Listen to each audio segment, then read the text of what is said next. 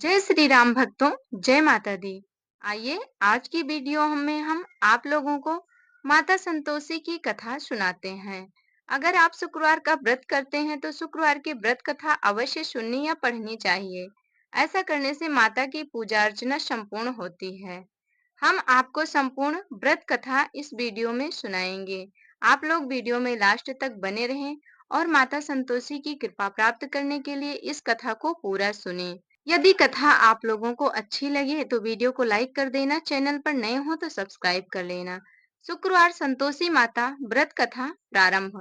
एक गांव में एक बुढ़िया रहती थी जिसके 7 बेटे थे। 6 बेटे कमाने वाले थे और एक बेटा निकम्मा था।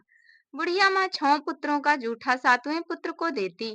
7वां पुत्र एक दिन अपनी पत्नी से बोला, देखो मेरी माता मुझ पर कितना प्रेम है। वह बोली, क्यों नहीं, सबका जूठा बचा हुआ तुमको खिलाती जो है। वह बोला, जब तक आंखों से न देखे मान नहीं सकता। पत्नी ने हंसकर कहा, देख लोगे तब तो मानोगे, मेरी बातों का आपको यकीन नहीं है। कुछ दिन बाद त्योहार आया। घर में 7 प्रकार के भोजन और चूरमे के लड्डू बने। वह जांचने को सिर दुखने का बहाना कर पतला वस्त्र सिर पर ओढ़े रसोई घर में सो गया। वह कपड़े में से सब देखता रहा। 6 भाई भोजन करने आए। उसने देखा माँ ने उनके लिए सुंदर आसन बिछा नाना प्रकार की रसोई और आग्रह करके उन्हें जमाया। वह सब कुछ देखता रहा। 6 भोजन करके उठे तब माँ ने उनकी जूठी थालियों में से लड्डुओं के टुकड़े उठाकर एक लड्डू बनाया। जूठन साफ कर बुढ़िया माँ ने उसे पुकारा, बेटा 6 भाई भोजन कर गए, अब तू ही बाकी है, उठ तू कब खाएगा। वह कहने लगा, माँ मुझे भोजन नहीं करना, अब मैं परदेश जा रहा हूँ। माँ ने कहा, कल जाता हो तो आज चला जा। वह बोला, हाँ आज ही जा रहा हूँ। यह कहकर वह घर से निकल गया। चलते समय पत्नी की याद आ गई। वह गौशाला में कंडे उपले थाप रही थी। वहां जाकर बोला, हम जावे परदेश आवेंगे कुछ काल, तुम रहियो संतोष से धर्म आपनो पाल। वह बोली, जाओ पिया आनंद से हमारो सोच हटाए, राम भरोसे हम रहें ईश्वर तुम्हें सहाय। दो निशानी आपन देख धरू में धीर, सुधिमति हमारी बिसारियो रखियो मन गंभीर। वह बोला, मेरे पास तो कुछ नहीं है, यह अंगूठी है, सो ले और अपनी कुछ निशानी मुझे दे। वह बोली, मेरे पास क्या है, यह गोबर भरा हाथ है। यह कहकर उसकी पीठ पर गोबर के हाथ की थाप मार दी। वह चल दिया। चलते चलते दूर देश पहुंचा। वहां एक साहूकार की दुकान थी। वहां जाकर कहने लगा, भाई मुझे नौकरी पर रख लो। साहूकार को जरूरत थी। वह बोला, रह जा। लड़के ने पूछा, तनख्वाह क्या दोगे। साहूकार ने कहा, काम देखकर दाम मिलेंगे। साहूकार की नौकरी मिली। वह सुबह 7 बजे से रात 10 बजे तक नौकरी बजाने लगा। कुछ दिनों में दुकान का सारा लेन देन, हिसाब किताब, ग्राहकों को माल बेचना, सारा काम करने लगा। साहूकार के 7-8 नौकर थे। वे सब चक्कर खाने लगे, या तो बहुत होशियार बन गया। सेठ ने भी काम देखा और 3 महीने में ही उसे आधे मुनाफे का हिस्सेदार बना दिया। वह कुछ वर्ष में ही नामी सेठ बन गया और मालिक सारा कारोबार उस पर छोड़कर चला गया। इधर उसकी पत्नी को सास ससुर दुख देने लगे। सारी गृहस्थी का काम करा के उसे लकड़ी लेने जंगल में भेजते। इस बीच घर के आटे से जो भूसी निकलती उसकी रोटी बनाकर रख दी जाती और फूटे नारियल की नारेली में पानी। एक दिन वह लकड़ी लेने जा रही थी। रास्ते में बहुत सी स्त्रियां संतोषी माता का व्रत करती दिखाई दी। वहां वह खड़ी होकर कथा सुनने लगी और पूछा, बहनों तुम किस देवता का पूजा कर और व्रत करती हो और उसके करने से क्या मिलता है। यदि तुम इस व्रत का विधान मुझे समझाकर कहोगे तो मैं तुम्हारा बड़ा एहसान मानूंगी। तब उनमें से एक स्त्री बोली, सुनो, यह संतोषी माता का व्रत है। इसके करने से निर्धनता दरिद्रता का नाश होता है और जो कुछ मन में कामना हो वह संतोषी माता की कृपा से पूरी होती है। तब उसने उससे व्रत की पूरी विधि पूछी।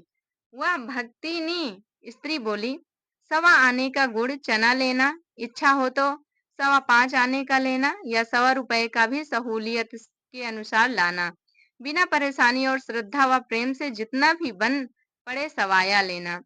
प्रत्येक शुक्रवार को निराहार रहकर कथा सुनना, इसके बीच क्रम टूटे नहीं, लगातार नियम पालन करना।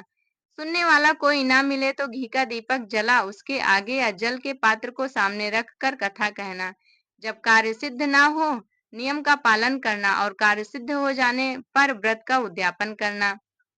3 मास में माता फल पूरा करती हैं। यदि किसी के ग्रह खोटे भी हों तो भी माता वर्ष भर में कार्य सिद्ध करती हैं। फल सिद्ध होने पर उद्यापन करना चाहिए, बीच में नहीं। उद्यापन में 2.5 सेर आटे का खाजा तथा इसी परिमाण से खीर तथा चने का साग करना। 8 लड़कों को भोजन कराना, जहाँ तक मिले देवर जेठ भाई बंधु के हों, न मिले तो रिश्तेदारों और पास पड़ोसियों को बुलाना। उन्हें भोजन करा यथाशक्ति दक्षिणा दे माता का नियम पूरा करना।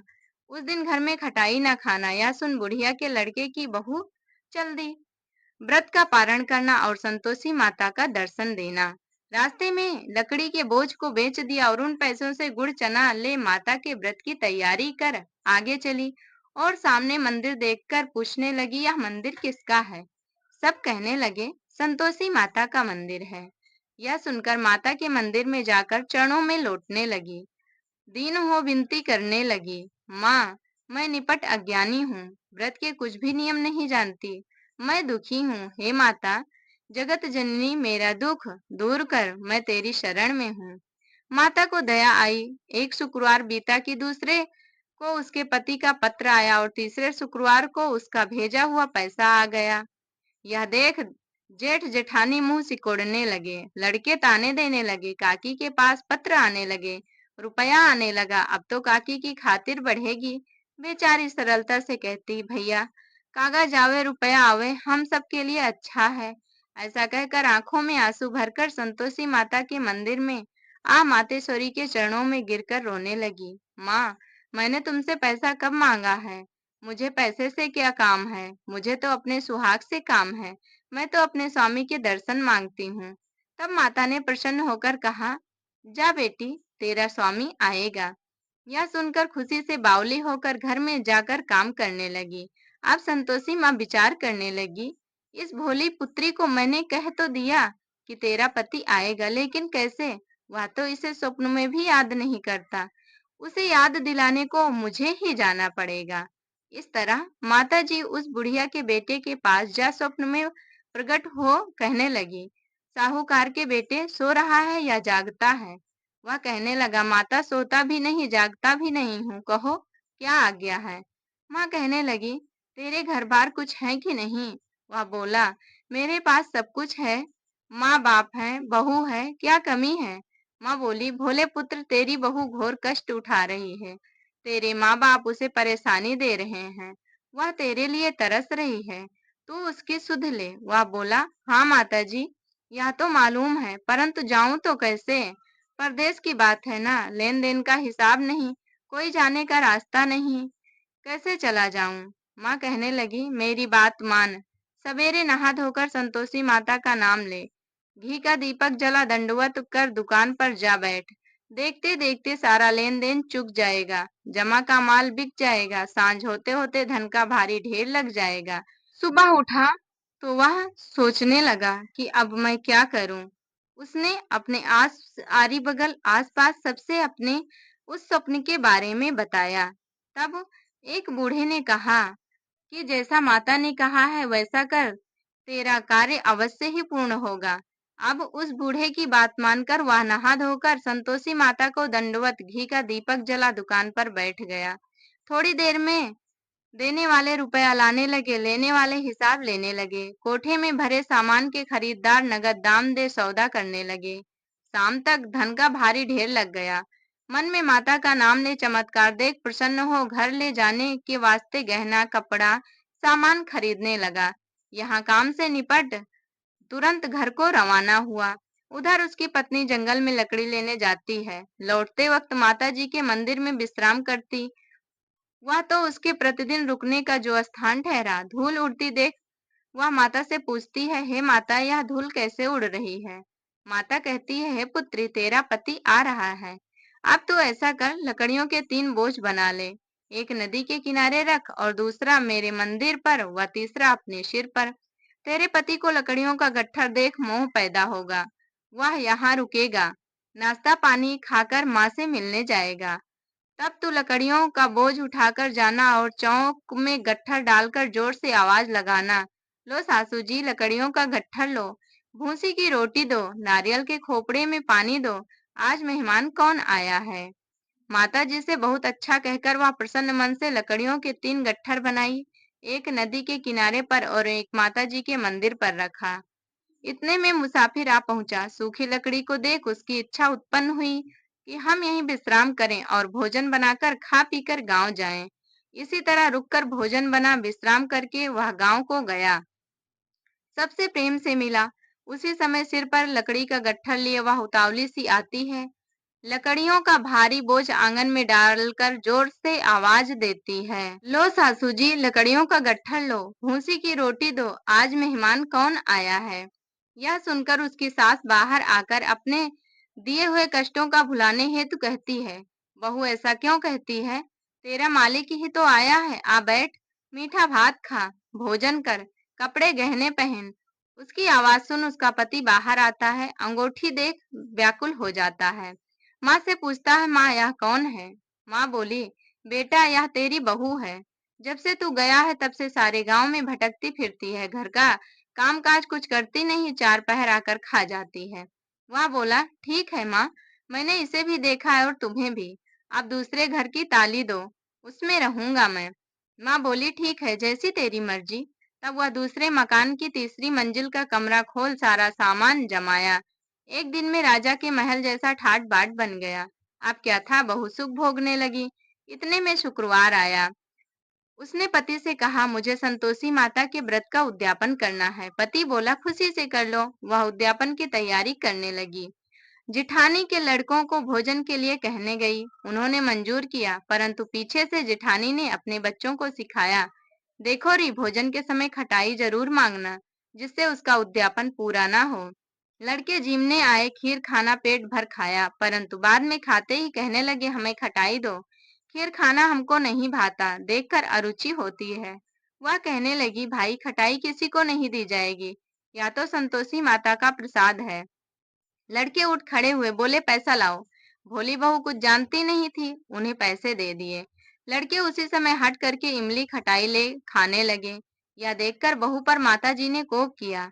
राजा के दूत उसके पति को पकड़कर ले गए।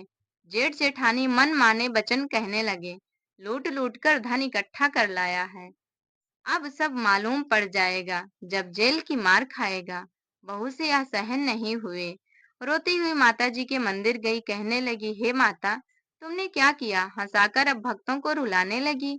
माता बोली, बेटी, तूने उद्यापन करके मेरा व्रत भंग किया है। वह कहने लगी, माता, मैंने कुछ अपराध किया है, मैंने तो भूल से लड़कों को पैसे दे दिए थे, मुझे क्षमा करो, मैं फिर तुम्हारा उद्यापन करूंगी। माँ बोली, अब भूल मत करना। वह कहती है, अब भूल नहीं होगी, अब बतलाओ वे कैसे आवेंगे। माँ बोली, जा पुत्री, तेरा पति तुझे रास्ते में आता मिलेगा।